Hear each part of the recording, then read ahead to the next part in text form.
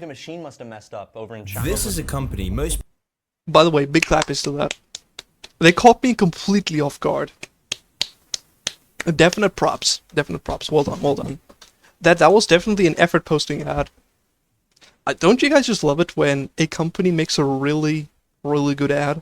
Like down here, we've had some really good ads down here, but a lot of the times, whenever you see an ad, you're like, nope, click, next, next, next. Brave ad blocker. I love it when they make really good ads. Like, people don't mind watching good ads. Didn't we already see this video? I don't think so. I know we saw a video that talked about the stuff that owns all of the other stuff in the grocery store, and they talked about BlackRock and Vanguard. But this video specifically focuses on BlackRock, so we haven't seen this one before. people have never heard of, and this company quite literally owns the world. Most US banks are controlled by BlackRock. At least I think so. If we get like 5 minutes in, and I start to remember it, then you know, we can. Plus, also, I haven't liked it, so the odds of me actually having watched this is very low. BlackRock owns all the major pharmaceutical companies. BlackRock owns most of the mainstream media. BlackRock even owns your balls, chat. And BlackRock oversees roughly 10% of all stocks traded worldwide. And this company is now taking over governments. All of this has allowed BlackRock to amass $10 trillion in assets. Yes, trillion. BlackRock is worth half of America's total GDP. It's so That's crazy huge. that the US and Chinese government now rely on BlackRock to escape recessions, with BlackRock's founder and CEO now sitting on the boards of the influential Council on Foreign Relations. Hey, there's the guy who got beat up by his wife. Forgot his name. And the World Economic Forum. In the words of Henry Kissinger, whoever controls the money controls the world, and no other company in history has had this much global influence. And what's even crazier is that BlackRock did this in just 34 years. But you want to know the best part? You've probably never heard of them for a reason. Oh, I've heard of them. Everybody in the Baptist circles knows about them. Reason which will become clearer later on, because after you watch this We are video, you noticers. will soon understand the real-world consequences of BlackRock's Thought that was vast Macron? control. Oh yeah, that's his name, Full-scale Macron. Invasion, the likes of which we haven't seen since World War II, of Russia into Ukraine. And those high gas prices mean the cost of everything that needs to be transported is on the rise. So then how could BlackRock gain so much influence over the world? How could BlackRock go from being just a boring investment firm to the most powerful company that has ever existed? Well, to start, we have to delve into the past of how Larry Fink made BlackRock. Alright, BlackRock history, let's Larry go. was born into a wealthy Los Angeles family in 1952, and I want a little bit more details on this early life section of his Wikipedia, please, Alexa. from the start, he was always hungry for power, with his early years spent pursuing Stop a career in noticing politics, things. where he I can't received a help BA it. in political science from UCLA. However, he soon enough realized that politics isn't where the real power is, money is. Following this, he changed his focus early on to go into banking and real estate. And while at college, Fink was immersing himself in the world of Good the rich idea. and powerful, having been a full-time member of the secretive Kappa Beta Phi, a group that's members included Michael Bloomberg and the Goldman Sachs chairman. Bloomberg. Interesting. Fink took full advantage of these connections and started a career in the mortgage bond department at First Boston, a boring New York-based investment bank. This was where Larry would make his mark on the financial world, because over his time at First Boston, Fink became one of the highest earning employees, generating over $1 billion. He was huge. unstoppable, and it seemed like he was going to be crowned CEO. Larry became an expert in these little understood investments during his time. However, this success didn't come without a price. He wasn't going to make this money for someone other than him, and so he began creating a ticking time bomb, and only he knew how to defuse it. So he made a problem, and he's going to offer the solution. I wonder if that's where it's going. So in 1986, his risky practices and ambition caught up to him. After a few too many risky trades, Larry made a huge blunder. He lost $100 million of this bank's money in just the space of months. All the goodwill and reputation he had gained was crumbling into dust, leading to him being banished from First Boston. It seemed like world domination was just a silly fantasy, that he would never make it to the top. However, Fink wasn't giving up his power this easily. Instead, he would use this disaster to his advantage, vowing to make risk management and avoidance his main focus from now on. And so after becoming unemployed at age 36, Fink would team up with some of his old connections. I mean, as a fellow unemployed person, maybe I should, start my own BlackRock. We'll call it White Rock. And we can start investing into places. From Kappa Beta Phi, and in 1988, BlackRock was formed. In no time at all, Larry was making bank. In just 5 years, BlackRock went from being worth $5 million to over $8 billion.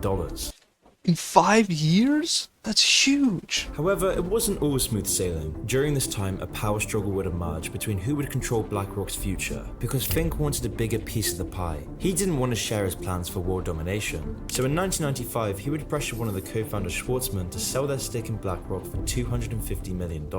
A stake that would now be worth over $12 billion alone. But after these power Shouldn't have gains, sold. Larry Fink's path to world domination was unstoppable. Larry Fink became more and more powerful over the next decade, but this still wasn't enough for his ambition. Now earlier on, I mentioned a ticking time bomb that Fink helped create in his early Yeah, days you didn't at even First mention what Boston. that was. Well, this time bomb was now ready to explode, and in 2008, the worst Ah, yes, the 2008 financial crisis, of course. financial crash since the Great Depression struck the world. Traders saying this is the craziest day they have ever seen in these markets. Veteran traders saying they've never seen anything like it. The movement in oil prices so fast. The most serious recession in decades. And that means life, as most Americans know it, is about to change.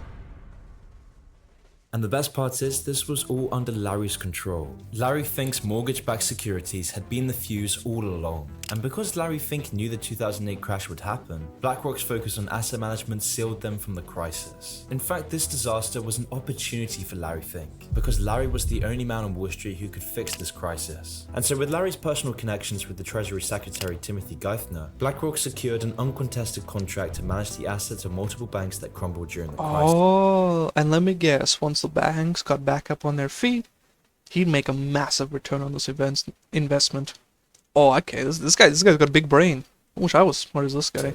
Exploiting this disaster to become the most powerful man on Wall Street. But still, this was only Wall Street. This still wasn't close to world domination. So how could Larry Fink control governments and the world economy? Well, BlackRock made another breakthrough by offering ETFs. Now this might sound quite technical, but ETFs are a type of investment fund that puts money into all the I thought it was electronic transfer funds. I'm probably thinking of something else. EFT, yeah, EFT is what I'm thinking of. Okay, so this is something else. companies in a certain industry. And these new investment funds proved wildly popular because of the stability and solid returns. And unsurprisingly, BlackRock became the largest player in this new market, reaching the top of its industry, sucking up money from everywhere using its new money management platform. From the biggest banks to the smallest retirement funds, BlackRock had a hand in it all. BlackRock was starting to... Yeah, he's got their hands in all of the cookie jars. That's how they make so much money. You know, you ever heard the saying, you know, not all eggs in one basket? Yeah, well, he's got an egg in everyone's basket. Control everything. They bought stakes in pretty much every major corporation on the stock market. I mean, if you look into who owns pretty much any major company, you're almost guaranteed to find BlackRock's name. Larry could also see the power technology would have in the future economy, which is why BlackRock poured masses of wealth to build a supercomputer that analyzes what investments will make money. This program, named Aladdin, would go on to manage over... Okay, it's kind of like, you know, finding a genie in a bottle type of Aladdin. Interesting. $20 trillion worth of assets for BlackRock. That is huge. Imagine your computer could generate $20 trillion. That is absolutely insane.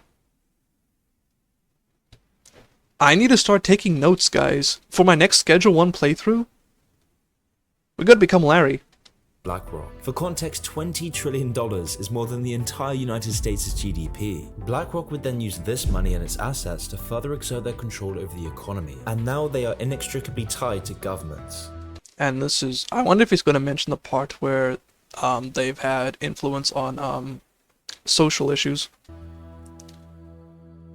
And like 2008, the Federal Reserve hired BlackRock to manage their investments to protect them from coronavirus-led recessions. And BlackRock has used this dependence to grow their empire even further, allowing Larry Fink to be a billionaire oligarch that holds unprecedented power over not just the economy, but the entire world. He controls trends, culture, foreign policy, and the banks. He has world leaders at his beck and call, with BlackRock overseeing assets worth 10% of the world's global economy. BlackRock now owns stakes in every industry, from media companies, banks, oil companies, and weapon manufacturers. And in recent years, the consequences are becoming dire as Larry Fink begins to exert his control over the world. That is pretty interesting, guys. Like, I knew BlackRock was like a whole shady, you know, hands in a whole lot of cookie jars type of business, but I didn't actually know that this was the guy behind it all. Very interesting. This is the first time learning all this lore. I need to take notes. But before we continue, I want to tell you about today's sponsor, No! Masterworks.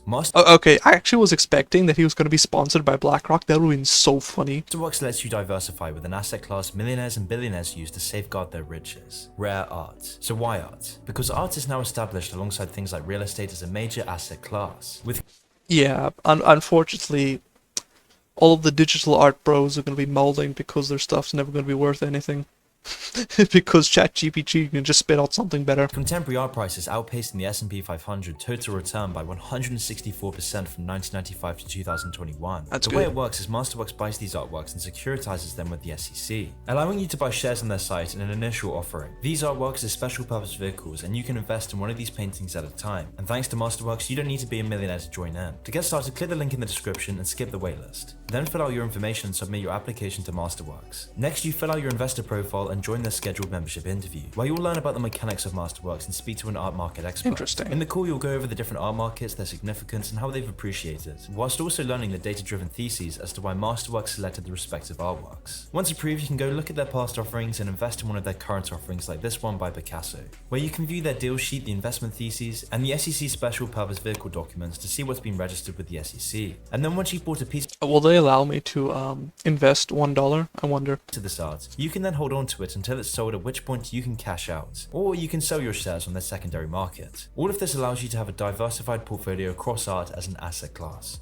So skip their waitlist and click the Masterworks link in the description below. Now back to the video. One of the ways BlackRock controls the world so well is through its control of the media. Together with Vanguard, an investment company they also partly own, BlackRock now controls Wait, BlackRock partly owns Vanguard? I didn't even know about this. Okay. 18% of They even Fox, have hands in their rivals' cookies jars. 16% of CBS, 13% of Comcast, who themselves own NBC, MSNBC, CNBC, and Sky, and they So all of the paused news agencies are all owned by the same people. Interesting. even own 12% of Disney. This is very important because it means that for any of these companies to decide on company policy, they must now also consult with BlackRock before doing so. And it's just the same with big tech. BlackRock is now the biggest institutional investor in Google, Facebook, Twitter, Amazon, and so many more. I mean, the list of their investments in companies is just endless. And by extending its reach in such a dramatic way, BlackRock now has control over more than 90% of the media, which might also be That why is huge. you've never heard of them, because controlling the media is a very important step for BlackRock to take over the world. If everyone knew the consequences of BlackRock owning over $9.5 trillion in assets, some questions might start to be raised. And you see, BlackRock's control isn't just extending through information in the media, but also through the entire world's economic and political data. And as I mentioned before, this is all done through Aladdin, where Aladdin accurately predicts the outcome of every single investment. But the question is, where does Aladdin get this information from? Well, that's where things become very jarring. You see, because of BlackRock's ownership of banks, insurance companies, social I wonder if they got access to all the data. media giants, and even pension funds, Aladdin now possesses huge amounts of personal data. Yeah, I knew it. I knew it. Alright, boys. From now on, whenever you hand over data to a company, you have to put in ZAC. Put ZAC in all of the categories. Do not yield your data to BlackRock. On everyone who has ever knowingly or unknowingly given BlackRock money. And with such a powerful tool under their arsenal, everyone now wants a piece of the pie. And by controlling this much data, BlackRock now controls governments, because BlackRock can use this data to sway companies and even government decisions. For example, BlackRock successfully lobbied to get a contract to manage the EU's regulation of banks. However, this backroom deal is now being investigated, as BlackRock themselves own the banks they should be regulating. And this is just one of the many examples of these sorts of actions. I wonder if BlackRock is also responsible for pushing for the just random things like censorship laws that you see in a lot of Western countries. And just things to log all of your data and other privacy issues. I wonder if they're behind that. A 2016 study in the Journal of Finance documented that investment companies like BlackRock show, quote, widespread behind-the-scenes intervention in the companies that they own stakes in. And this problem only gets worse as BlackRock owns stakes in nearly all major publicly traded companies. And now with our current recession, BlackRock is buying as much homes and real estate as possible, causing regular house prices to skyrocket. BlackRock profits when a society doesn't own their homes but rents, because BlackRock can squeeze even more money out of Absolutely, the yep. economy through mortgaging off these. And you got to wonder, there is eventually going to reach a point where even like a country of America, it'll be too late to actually stop them from having this level of control, because they're going to be owning assets and stock in pretty much every business, media, bank across the entire globe. And so to get every single country on the same page in regards to curbing this issue, it's probably never going to happen. They're definitely behind the Visa MasterCard censorship push. Wouldn't surprise me one bit. Artificially inflated homes. But this whole situation becomes even more sinister when you realize BlackRock's power is now being compromised by other actors. For example, in August 2020, BlackRock became the first foreign company to be allowed access into China's mutual fund industry. This means that BlackRock can now invest and own parts of Chinese companies. God only knows what BlackRock promised Xi Jinping if they're allowed in, but by being allowed in, BlackRock now works with companies that are blacklisted by the US. One example is BlackRock's investment in a CCP-owned company called Hikvision. Hikvision makes security and communications technology for both civilian and military use by the Chinese government, and they're also known for their wide-scale human rights abuses. How do you Oh look, more data for them to use. think your Nice. facial recognition technology will change China? Everything happen in the public can be record. Now, this money being invested into China isn't just BlackRock's own money. Most of this money comes from the pension funds and bank accounts that ordinary people pay into BlackRock inadvertently. Through BlackRock controlling banks, people have no choice about whether they give BlackRock and the CCP this money. That's if they even know about BlackRock. This recent trend of BlackRock funding authoritarian regimes can only mean bad things for Western democracy, because this empowers regimes like China and Russia. It gives credence to dystopian regimes, and this trend is now promoting others to do the same. I mean, BlackRock recently recommended that their investors triple their investments in China. This would place billions more into a dystopian regime That's at the huge. expense of the West. And the worst part is that China sees the companies that operate within it as simply extensions of the one-party state. They own these companies, and in return, the companies act out the CCP's will, which is a worrying fact when you consider that BlackRock owns the entire world's data. TikTok's And you know what's even funnier? I highly doubt that any democratic country will be able to deal with this. Especially given just how much control that they have over things like politics and media especially. data harvesting is nothing compared to BlackRock's. BlackRock knows the entire world's bank details, their preferences, tastes. It sets social trends, it oversees entire countries. So any increase in Chinese investments will see not just BlackRock's influence grow, but also China's influence grow in BlackRock. Since August of 2020, when BlackRock were first allowed into the Chinese economy, they have only poured more and more money into these Chinese companies. Clearly, Aladdin the supercomputer sees this as a profitable move, but what it might not see is the destruction of Western values. It might not see how the CCP could influence the world economy and global politics even more than it already is. It might not see I mean, the West has already gone massively downhill, societally and culturally. that BlackRock's huge investments will be the catalyst towards this change. I mean, who knows how much more BlackRock will invest in China? But if their growth over the past year is a sign of anything, China will inevitably become a much bigger Hot take: the whole identity politics was directly designed as a distraction from stuff like this. Hot take. part of BlackRock's future. And Because if people are busy fighting amongst each other, they won't even have time or even the ability to even sense that something like this is happening in the background. make no mistake, this will have dire consequences. He's right, by the way. But the cherry on top of all of this is that BlackRock is the main force behind the sheepish woke lecturing that tells you how guilty you should feel. In 2018, I say it here, it comes out there. around the dawn of the new generation of political correctness, Larry wrote a letter telling all the companies under his thumb to, quote, contribute to society or risk losing our support, adding that, quote, society is demanding that companies, both public and private, serve a social purpose. And from there, they all got into this identity politic BS nonsense that we saw in the last couple of years. Which is a very interesting statement coming from a company that is quite literally funding the persecution of Uyghur Muslims and the imprisonment of the Chinese population. A company They all want money, they don't care about ethics. that is funding a dystopic nuclear regime that is quite literally threatening the very fabric of Western civilization. And so with BlackRock's push for, quote, social purposes, companies now have an ESG score, or in other words, sustainable investing scores, where you have a rating system based on your company's political and social facades. So for example, doing a woke ad for a company like Nike, or silencing any Remember that Jaguar stuff? controversial political views on social media will help you get the high ESG score. They will, on their investor relations page, they'll show you their ESG score. ESG stands for environmental, social, corporate governance. And this is where the woke culture comes from. So they've created this kind of phony baloney rating system that says, well, if you, I'm exaggerating, but if you mention that you are, have a green agenda and you believe in carbon credits and you might trade some credits somewhere, then you get a higher score and therefore you're more investable. By the way, the South African government does a very similar thing, but on a smaller national scale, with things like BEE, which is like Black Economic Empowerment. So they'll basically assign a score to businesses and whatever you that is based on the, say for example, the percentage of black ownership in that business or the amount of black employees you have. And if you don't have a high enough, BE score, they don't invest, they don't give you contracts, they they basically screw you over economically.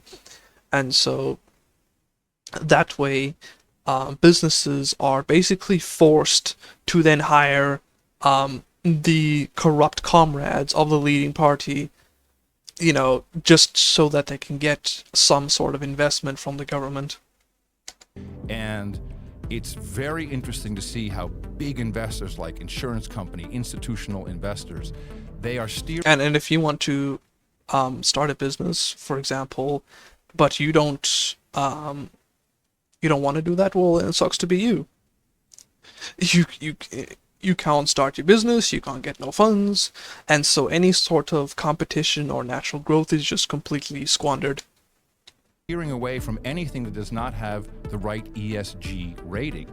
And if the past tells us anything, it seems like BlackRock is only destined to control more and more of our daily lives. Through Larry Fink's close nice nose, by the way, ties with government leaders around the world, with his huge influence over the World Economic Forum, and his position on the boards of the Council on Foreign Relations, BlackRock is only destined to metastasize. So perhaps BlackRock defines the new era of our globalized world, where... Hold up, I heard a notification. What was that?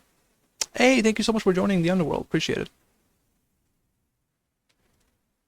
Ruthless, predatory corporations amass more power than countries, where our politics and society isn't dictated by votes, it's dictated by investment boards controlled by BlackRock, delivering us a more generic, mindless, vapid, and vicious culture. Perhaps BlackRock is just a monument to a world divided between too big to fail companies and powerless, moneyless, and joyless citizens. Where companies like BlackRock buy up all our houses, inflating our currencies and profit from our conflicts and turmoil. That's why you can't buy a house. That's why we're more divided than ever. That's why too big to fail companies are defining life in the 2020s. This unironically sounds like a plot behind a Metal Gear game. Because we no longer live under free market capitalism, we live under a system for socialism for the rich. Are you sure I'm welcome? You are always welcome, Chris. Welcome on in, buddy. How you doing? Thank you so much for popping in, man. How you doing today? Hope you're having a fantastic day. We're busy discussing the whole BlackRock shenanigans, how they're behind a lot of things, and they've got a lot of hands inside of, everybody's cookie jars. But yeah, excellent video. We'll drop him a subscription, sorry. My English ran out there. We got one more.